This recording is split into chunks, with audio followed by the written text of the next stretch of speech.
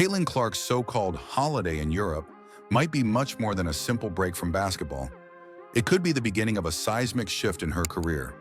While she claims the trip is all about relaxing and recharging, whispers in the basketball world suggest something else entirely. Could Clark be secretly exploring deals with European clubs? Is this vacation a cover for something much more significant, like a permanent move overseas?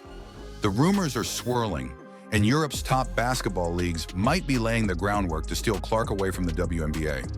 Let's take a closer look at the real story behind Caitlin Clark's European escape and what it could mean for her future. After a jaw-dropping rookie season in the WNBA, Caitlin Clark is taking some well-deserved time off in Europe. On the surface, it appears to be nothing more than a carefree trip filled with sightseeing and golf. Clark even joked about swapping basketball for professional golf during the off-season. But behind the scenes, something much more intriguing might be happening. Sources are beginning to murmur that Clark could be in quiet discussions with European basketball clubs. Could her European trip really be a smokescreen for secret negotiations? Clark has made no secret of her love for golf, insisting that basketball isn't on her mind right now. I'm gonna try to play more golf, honestly, over the break. I haven't been out there yet this year, so I got new clubs that I need to break in and see how they swing. So hopefully get out there later this week, honestly. But with European leagues offering more favorable playing conditions and, of course, far bigger financial incentives, it's no wonder that people are starting to speculate. The style of play in Europe, more finesse, less physicality, is tailor-made for a player like Clark. And when you throw in the fact that European clubs can pay far more than the WNBA, these rumors start to seem more like reality than fiction. Even though Caitlin Clark has publicly stated she won't be suiting up for any European team this offseason, the timing of her trip has left many wondering if there's more to the story. Could she be quietly meeting with top European clubs, sizing up potential offers while pretending to enjoy a holiday? Fans and analysts alike are buzzing, wondering if Clark is on the verge of a decision that could shake the foundations of women's basketball. It's no secret that European leagues can offer players a far bigger paycheck than the WNBA. For a superstar like Clark, who's already one of the most marketable players in the sport, the lure of a hefty salary could be too tempting to resist. Countries like Spain, Italy, and France boast competitive basketball leagues offering top-tier contracts. And with Clark's pinpoint shooting and silky smooth game, she'd be a perfect fit for European basketball. If Clark decides to make the jump, she wouldn't be the first WNBA player to head overseas in pursuit of a bigger paycheck. Some of the sport's most iconic names have done the same. Could Clark follow in their footsteps, seizing the chance to dominate in a league that caters to her strengths? With her talent and star power, it's easy to see how Clark could be tempted to turn what's supposed to be a holiday into a long-term career move. While Clark insists that her European trip is nothing more than a break from basketball, some are starting to wonder if this is really the whole truth. Could this be one of those times where a vacation is simply a cover for something far bigger? Athletes have been known to make career-altering decisions behind the scenes, while the world is none the wiser. If Clark is quietly testing the waters with European clubs, it would make perfect sense to do so discreetly. Could she be weighing offers, preparing to drop a bombshell announcement? European clubs, particularly those in Spain's Liga Femenina or Italy's Serie A, would be tripping over themselves to sign a talent like Clark. Teams like Real Madrid and Virtus Bologna could not only give her a platform to dominate on the world stage, but they could also offer the kind of financial security that the WNBA simply can't match.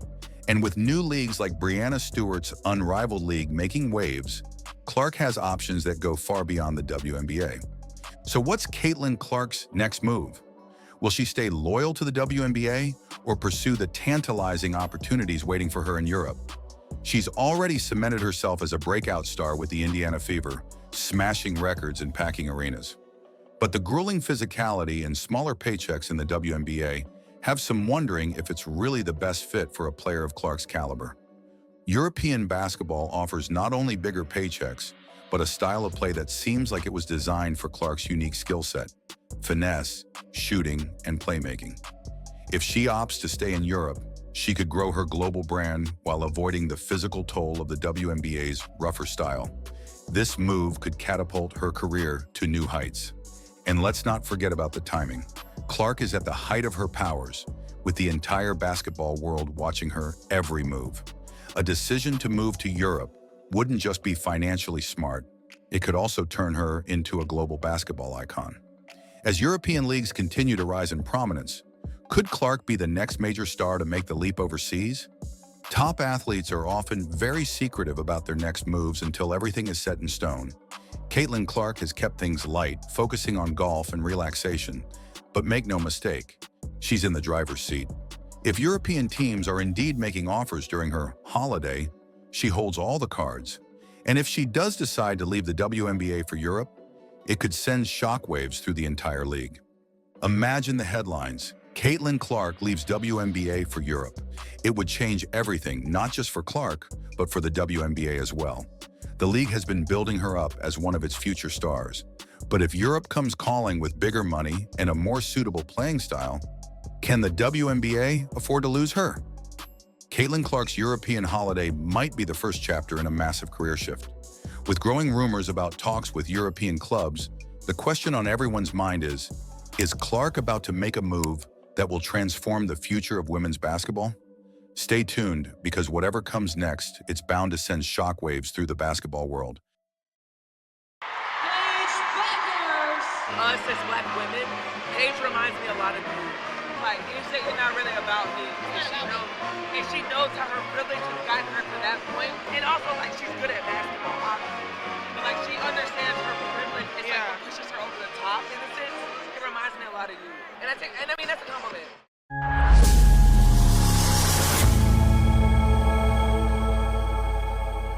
A'ja Wilson has been vocal about privilege in the WNBA, specifically calling out players like Caitlin Clark and Paige Bueckers. But here's the twist. Wilson's comments come across as hypocritical when you consider her own background of privilege. While she's lecturing others about race and privilege, it's time we take a closer look at her own story and the narrative she's pushing. Let's dive into why A'ja Wilson's remarks feel like a double standard and why players like Caitlin Clark deserve more credit for their success. A'ja Wilson's recent comments about privilege, particularly aimed at players like Caitlin Clark and Paige Bueckers, have sparked quite a conversation. Everything A'ja Wilson is saying is I probably tend to think it wasn't even on accident. Knew she was being recorded, knew it would get out there. Wilson mentioned how Bueckers and Clark have benefited from privilege, especially in terms of race, saying she knows how her privilege has guided her to that point, and obviously she's good at basketball.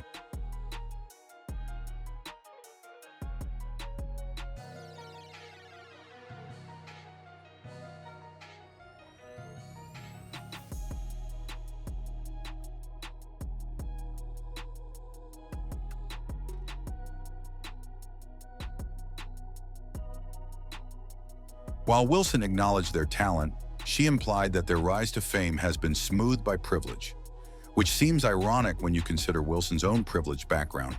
Wilson is a product of private education, with access to elite resources that helped her develop her skills from a young age. She attended a private school and had the benefit of a strong support system, a luxury that many players in the WNBA didn't have. There's no question that she's worked hard to get where she is, but to position herself as someone who had to overcome insurmountable obstacles while lecturing others on privilege feels disingenuous. The sense of entitlement and the sour, bad, nasty attitudes that many of these players are exhibiting, I think exactly is one of the reasons why for the past 20 some odd years, nobody has cared about this league, why there is certainly an antipathy towards it. The racial dynamics in sports are complex and worthy of discussion. But Wilson's framing makes it seem like she's ignoring her own advantages while trying to play the victim. Now contrast that with Caitlin Clark, who's emerged as one of the most exciting and hardworking players the WNBA has seen in years. Clark's rise hasn't been because of some invisible hand of privilege. It's been because of her sheer talent and relentless drive. She's smashing records, breaking barriers, and doing it all without leaning on a narrative of advantage. Clark's focus has always been on her game and her performance. She's not out there positioning herself as someone who's benefited from privilege or using social commentary to explain her success. It's her dedication, not a handout, that has gotten her to the top of the WNBA. But here's where things get even more interesting: endorsements and shoe deals. Recently, A'ja Wilson landed a signature shoe deal with Nike, something many athletes dream of. But let's ask the tough question: was Wilson the right choice? If Nike were looking for the most marketable player, the most deserving candidate, Caitlin Clark would have been the obvious choice. She has the fan base, the game-changing talent, and the stats to back it all up. So why did Nike go with Wilson? Some speculate that it was more about aligning with a narrative than rewarding the player who's truly making waves in the league. A'ja Wilson has a signature shoe and logo with Nike. No one's gonna buy her shoe, no one cares, but Nike's bending over backwards trying to please A'ja Wilson and Don Staley and the whole BLM crowd we gotta promote A'ja first. Caitlin Clark's popularity is undeniable. Her games are drawing record-breaking viewership, her social media presence is through the roof, and fans are flocking to support her wherever she goes. In contrast, Wilson, despite her accomplishments, hasn't been able to command the same level of attention. And yet, Nike chose Wilson for the shoe deal, overlooking the player who is quite literally bringing more eyes to the WNBA than ever before. It's hard not to see this as a strategic choice to back a player who fits a certain narrative rather than the one who is actually transforming the league. But let's speculate for a moment. What if Caitlin Clark's rise and success are making people in the WNBA uncomfortable?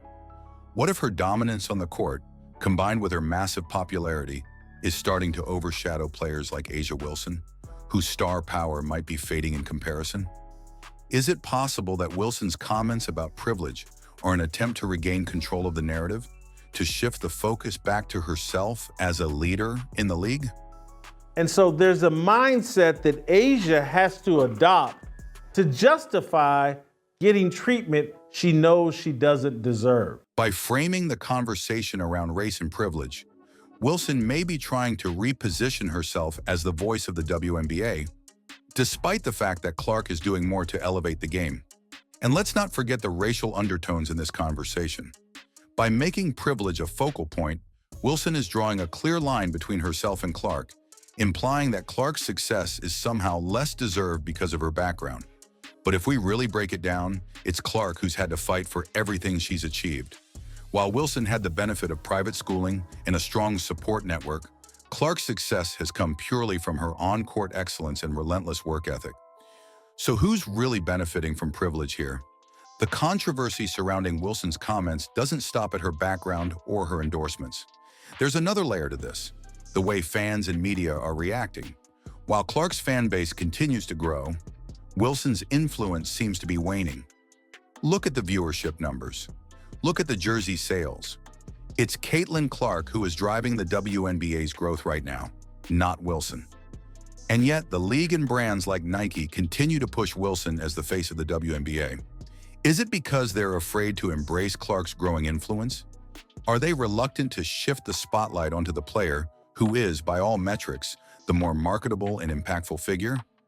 This brings us to another question. Is the WNBA itself holding Caitlin Clark back? While she continues to break records and draw attention to the league, could the powers that be downplaying her achievements to avoid upsetting the balance of established stars like Wilson? If the league were truly about elevating the best and brightest, Caitlin Clark would already be the face of the WNBA. Instead, it feels like there's a reluctance to fully embrace her rise. Could Wilson's comments be a reflection of this underlying tension within the league, where newer, younger stars like Clark threaten to disrupt the established order? This entire situation feels like a brewing storm, with Caitlin Clark at the center. While A'ja Wilson tries to control the narrative, Clark's undeniable talent and appeal are breaking through, whether the league likes it or not. If Wilson and others continue to push this idea of privilege, it could backfire, making them seem out of touch with the very fans and viewers the WNBA desperately needs. Meanwhile, Clark's star is only going to continue rising, and the question becomes, how long can the WNBA and players like Wilson ignore the real face of their future? A'ja Wilson's comments have opened a conversation about privilege, but the bigger question is, Who is really benefiting from it? Caitlin Clark is breaking records and bringing in fans like never before. Yet it seems like the WNBA is hesitant to fully embrace her rise. Could Wilson's attempts to steer the narrative backfire, making her seem out of touch with where the league is headed? One thing's for sure, this battle for the spotlight is far from over, and the next chapter could change the face of the WNBA forever. Stay tuned.